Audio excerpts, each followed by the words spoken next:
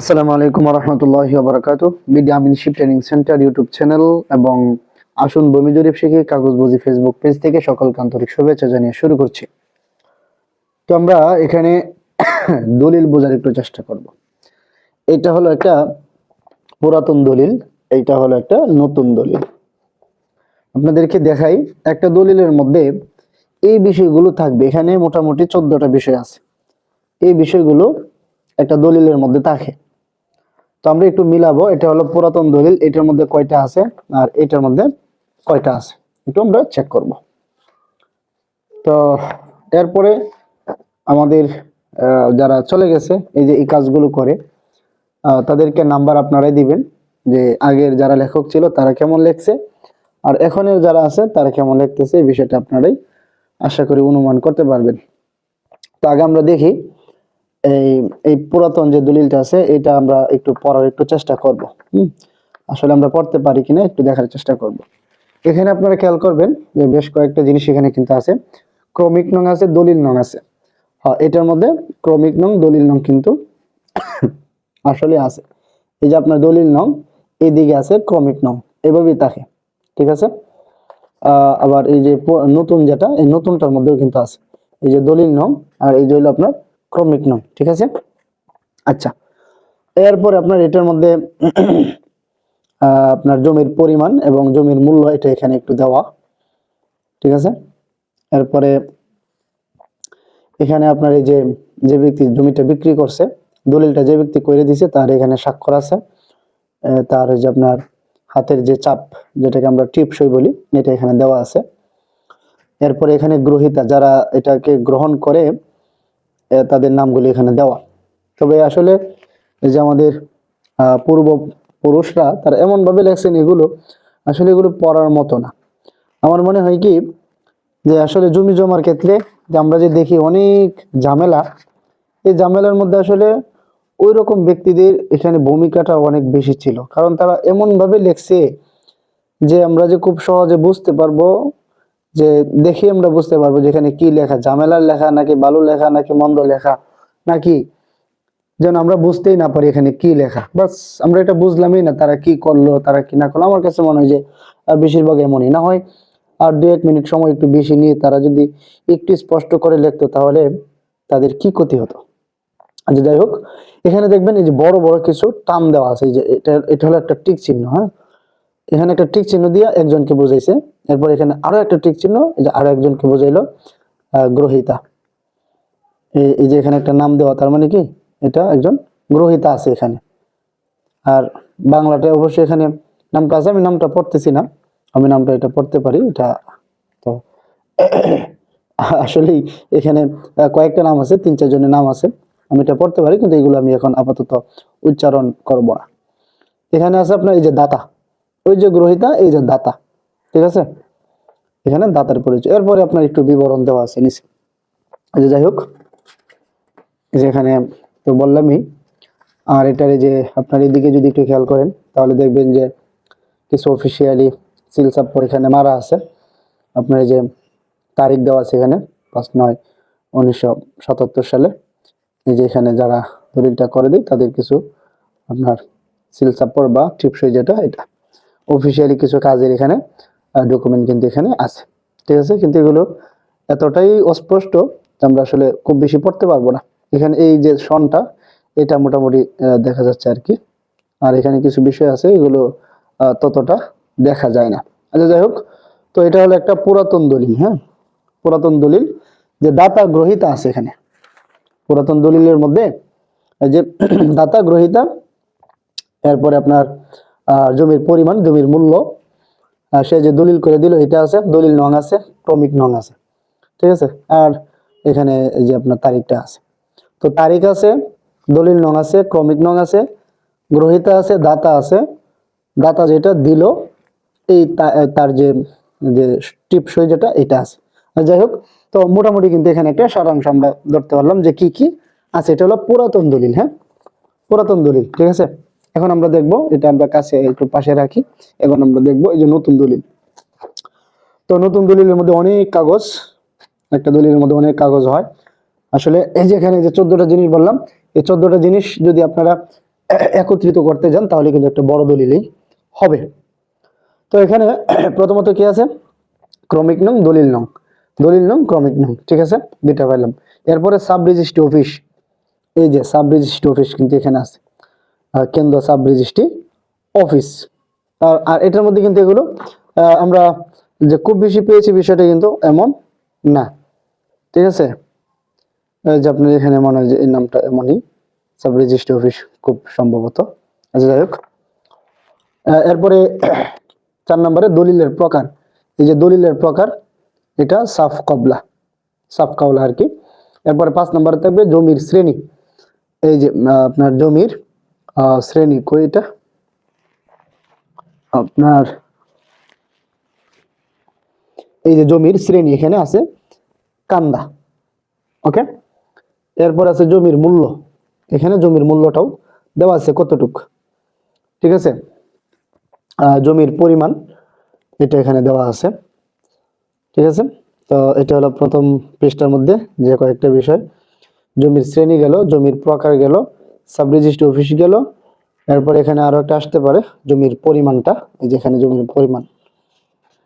আচ্ছা, এরপরে আপনার 2 নম্বর পৃষ্ঠায় যদি যাই, তাহলে দলিল গ্রহীতা, যারা গ্রহণ করে, দাতা ও গ্রহীতার নাম ও ঠিকানা। তো এগুলো একেবারে খুবই স্পষ্টভাবে কিন্তু দেওয়া, খুবই স্পষ্টভাবে দেওয়া। এটার মতো না, শুধুমাত্র নাম, এটার মতো কিন্তু না। এটার মধ্যে একেবারে এনআইডি কার্ড সহ, দেখেন আপনি একটু খেয়াল করেন, দলিল গ্রহীতা, এই যে আপনার নামগুলো, হ্যাঁ, তাদের জন্ম তারিখ সহ, আপনার পরিচয়পত্রে যে জাতীয় পরিচয়পত্র সহ, স্থায়ী ঠিকানা, বর্তমান ঠিকানা সহ ছবিও দেওয়া যাবে, ছবিও এখানে দেওয়া যাবে, এভাবেই মূলত লেখা। আর যাই হোক, এটা হলো আপনার এখানে দলিল গ্রহীতা যারা, তাদের নামগুলো, তাদের নাম। এখানে বেশ কয়েকজন দলিল গ্রহীতা ছিল, তাদের নামগুলো এ পর্যন্ত, ঠিক আছে। বেশ কয়েকটা পাতা হলো আপনার দলিল গ্রহীতা। আচ্ছা, এরপরে এই যে দলিল দাতা, যিনি দলিলটা দেন করে, এখান থেকে তাদের পরিচয়। তো এখানে যে রেজুমিয়া, তিনি দলিলটা করে দেন, এই যে রেজুমিয়া, এই প্রত্যেকটা পাতার মধ্যে কিন্তু রেজুমিয়ার নামটা আছে। তিনি টিপসই দেন না, তিনি স্বাক্ষর করতে পারেন, এই কারণে তার এখানে স্বাক্ষরটা করা। তো দলিল দাতা যারা, তাদেরও কিন্তু নাম ঠিকানা সব কিন্তু এখানে দেওয়া আছে, তার ছবি সহ।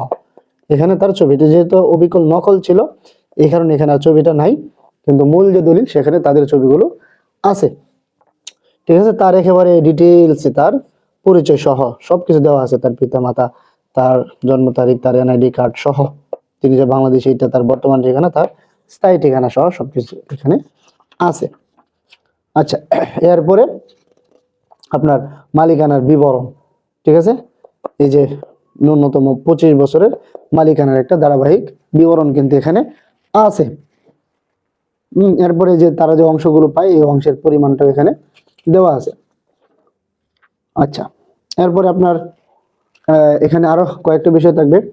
এখানে কি ছিল, মালিকানার বিবরণের পরে সম্পাদনের তারিখ, হয় এটাও আসবে, আমরা একে একে সবগুলোই দেখব। এই যে সম্পাদনের তারিখ আছে এখানে, কত তারিখে হয়, কত সালের, ঠিক আছে এটা। এরপরে আপনার তফসিল আছে, এই যে তফসিল, এই যে জমির, দেখতে পারতেছেন আপনারা কি কি এখানে দেওয়া আছে, জেলা, উপজেলা, ইউনিয়ন, ভূমি অফিসের নাম, খতিয়ান, দাগ নম্বর সব কিন্তু এখানে দেওয়া আছে, শ্রেণী কোনটা, পরিমাণ কত, মূল্য সহ, ঠিক আছে, সব কিন্তু এখানে দেওয়া আছে। এরপর আপনার চৌহদ্দি ও হাত নকশা, 11 নম্বরে চৌহদ্দি এখানে দেওয়া আছে বর্ণনা, উত্তরে আলী, দক্ষিণ হইল রাসেল, পূর্ব আজিজুল, পশ্চিম হইল পলাশ। এই জমিটার চারপাশে কারা কারা থাকে তাদের এখানে পরিচয় সব দেওয়া। এরপরে আছে আপনার এই যে জমির পরিমাণ, জমির পরিমাণ এটা আপনার অঙ্কে দেওয়া আছে 7.5%, কিন্তু কথায় দেওয়া আছে 2.5%, মানে তাহলে এটা কি, এটা এখানে ভুল উঠছে, এই অংশটা যেটা কথায় লেখা হয়েছে এটা ভুল, সম্পত্তির পরিমাণ 7.5%, এটা সঠিক। এরপর আপনার জমির মূল্য, এই যে পরিশোধ করা হয়েছে এটা, হ্যাঁ অবশ্যই। তাহলে এখানে বেশ কয়েকটা জিনিস আমরা দেখলাম, ঠিক আছে, এই পর্যন্ত, সম্পাদনের তারিখ পর্যন্ত, বা না কি বলে, এই যে চৌহদ্দি ও হাত নকশা পর্যন্ত। আর জমির মূল্য কিন্তু আগে আমরা প্রথম পৃষ্ঠার মধ্যে দেখেছিলাম। আচ্ছা, এরপর আছে কি, হাত নকশা। ঠিক আছে, এই যে এখানে হাত নকশাটা আমরা দেখি। তো এখানে এখানে একটা ভুল করছে এই হাত নকশার মধ্যে, যদিও এটা অফিসিয়ালি করা হয়েছে কিন্তু এটা হয় নাই। এটা আসলে উত্তর ও দক্ষিণে লম্বালম্বি হবে। এই ঘরটা উত্তরে দক্ষিণে লম্বালম্বি হওয়ার কথা ছিল, বা বাস্তবে ওই রকম উত্তরে দক্ষিণে লম্বালম্বি, কিন্তু এখানে যে হাত নকশাটা করা হয়েছে এটা কিন্তু উত্তরে দক্ষিণে লম্বালম্বি না। বুঝতে পারছি, এই বাহুটা হয়ে গেছে বড়, যেটা আপনার পশ্চিম দিকে, পশ্চিম থেকে পূর্ব দিকে আসলো, কিন্তু এটা হবে ছোট। এটা হবে উত্তর থেকে ঠিক দক্ষিণে যেটা আসবে এটা হবে লম্বা। ঠিক আছে, কিন্তু এটাকে করে ফেলছে তার ভিন্ন। আচ্ছা যাই হোক, তো হাত নকশা আমরা এখানে দেখলাম, এটা এখানে ভুল দেওয়া, হয়তোবা যারা এটা বিবরণ দিয়েছিলেন তারা এখানে ভুল করেছে। আচ্ছা, এরপর আমরা দেখবো এখানে যে আহ, যারা এটা কিনেছিল তারা কিন্তু এখানে এই যে এটা পাঠ করিয়া তাদের সম্মত হয়ে কিন্তু তারা এখানে স্বাক্ষর করলো, যে কতজন এখানে কিনেছে প্রত্যেকজন এখানে কি স্বাক্ষর করেছে। আচ্ছা, এরপরে কি আছে এখানে সাক্ষীগণের নাম ঠিকানা এগুলো এখানে দেওয়া আছে। সাক্ষীগণের নাম ঠিকানা সব এখানে কি আছে, এই যে আপনার এরা ছিল সাক্ষী। তো এখানে একজন, না দুইজন, একজন হলো নাম আশরাফুল ইসলাম রাসেল, আর একজন হলো আসাদুজ্জামান ভুইয়া। এদের আবার পরিচয় এখানে দেওয়া আছে। ঠিক আছে, এই যে তাদের স্বাক্ষর, তারা নিজেরা কিন্তু এখানে স্বাক্ষর করেছে। এরপর আপনার শনাক্তকারী নাম ঠিকানা এখানে দেওয়া আছে। এই যে এখানে যে বিষয়টা থাকার কথা ছিল যে শনাক্তকারী নাম ও ঠিকানা, বা এখানে সাক্ষীগণের নামও আসবে এটার সাথে। মানে এখানে যে আপনার শনাক্তকারী, যে শনাক্তকারীর এটা হলো তার একটা বিবৃতি। ঠিক আছে, যে এই যে হস্তান্তরাধীন ভূমির সঠিক পরিচয় এবং বাজার মূল্য সম্পর্কে সম্যক অবগতি অসম্মত হইয়া এবং দাতা কর্তৃক প্রদেয় কাগজপত্রাদি দেখি আমি নিম্ন স্বাক্ষরকারী উক্ত দলিলখানা মুসাবিদা করিয়াছি।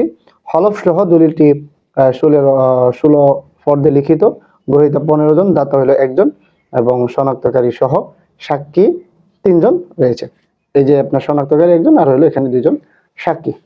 আচ্ছা, এরপর এখানে যে বিষয়টা এটা হলো আপনার এই যে আপনাদেরকে এখানে যদি একটু দেখাই প্রথম পৃষ্ঠার মধ্যে, এই যে দেখেন এলোমেলো ভাবে কিছু বিষয় এখানে উল্লেখ করা আছে। এটা হলো যে আপনার কোথায় কত খরচ হয়েছে, এই খরচটা এই যে ব্যাংকের মাধ্যমে যে পরিশোধ করা হয়েছে, এই যে আপনার আহ, এই তারিখে কিন্তু সোনালী ব্যাংক শাখায়। তো স্টাম্প, রেজিস্ট্রি ফি, এরপর স্থানীয় সরকার কর, এরপর উৎস কর। ঠিক আছে, কোনটা, এই যে এটা হলো টাকার পরিমাণ, আর এটা হলো কি নাম্বার, যে নাম্বারে এটা আপনার পাঠানো হয়েছে। ঠিক আছে, এরপরে আপনার এই যে দলিল লেখকের নাম ও ঠিকানা এটাও থাকবে, খুব গুরুত্বপূর্ণ। তো আবুল হাসনাত, এই আবুল হাসনাত কিন্তু এখানেও আছে, মানে শনাক্তকারী যে যে দলিল লেখক। ঠিক আছে, সে তো এখানে তার একটা সনদ সহ সবকিছু এখানে কিন্তু দেওয়া আছে। এটা হলো তার নাম ঠিকানা, এখানে হলো তার স্বাক্ষর, এদিকে তার স্বাক্ষরটা আছে, আর এদিকে তার নাম ঠিকানা সবগুলো দেওয়া আছে। আচ্ছা যাই হোক, তো এই আমরা শেষ পর্যন্ত দেখলাম যে দলিল লেখকের পরিচয় পর্যন্ত। এরপর আপনার কি বলে এটা, দলিল দাতা বা হলফনামা সর্বশেষ যেটা থাকবে। এই যে আপনার যিনি দিয়েছেন তিনি হলেন রেজু মিয়া, পিতার নাম রশিদ, এরপরে তার গ্রাম ঠিকানা এখানে দেওয়া আছে। এখানে কয়েকটা আপনার কি কি মর্মে সে হলফ করেছে, এখানে কয়েকটা, বেশ কয়েকটা এখানে আইন এখানে উল্লেখ করা আছে, এগুলোর অধীনে সে হলফ করে।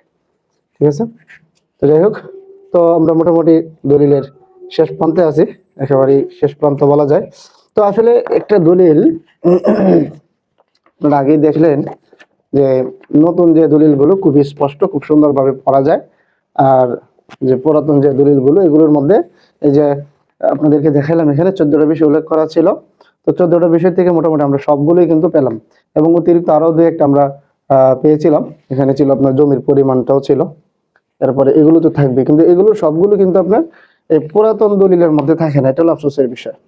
সবগুলো পাওয়া যায় না, আর এটার মধ্যে সবগুলো পাওয়া যায়। কে বিক্রি করলো, কে কিনলো, তাদের একেবারে পরিচয় সহ, আইডি কার্ড সহ, খুব সুন্দর একটা সিস্টেম।